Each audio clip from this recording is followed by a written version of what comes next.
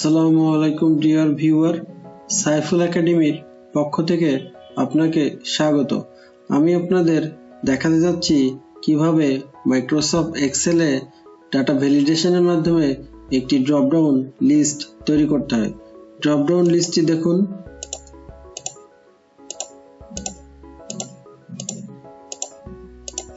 যেখানে ড্রপডাউন লিস্টটি তৈরি করতে চাই, মাউসের কার্সার পয়েন্টটি সেখানে প্লেস করি, দেন মেনু বারের ডাটাতে ক্লিক করি, then data validation, setting, allow list,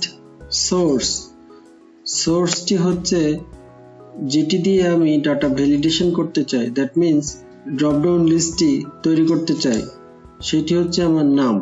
দেন সোর্সে ক্লিক করছি, দেন সাইফুলে ক্লিক করছি, দেন কন্ট্রোল শিফট কিবোর্ডের down arrow, then enter, then ওকে। ড্রপডাউন লিস্টে দেখুন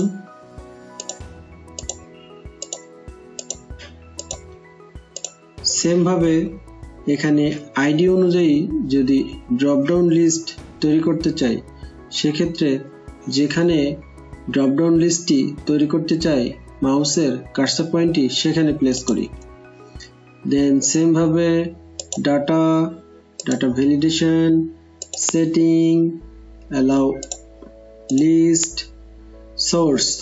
সোর্সটি হচ্ছে আইডি নাম্বার, সুতরাং অ্যারোতে ক্লিক করি, সেম ভাবে আইডি 1 এ ক্লিক করছি, দেন কিবোর্ডের control shift down arrow, then enter, then okay. Same ভাবে দেখুন ID 1, ID 2, ID 3, ID 4, ID 5।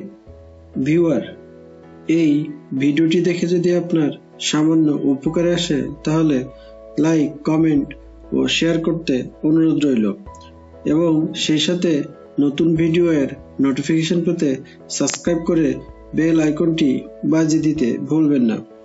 যারা ফেসবুক পেজ থেকে এই ভিডিওটি দেখছেন, don't forget to hit the like and follow button.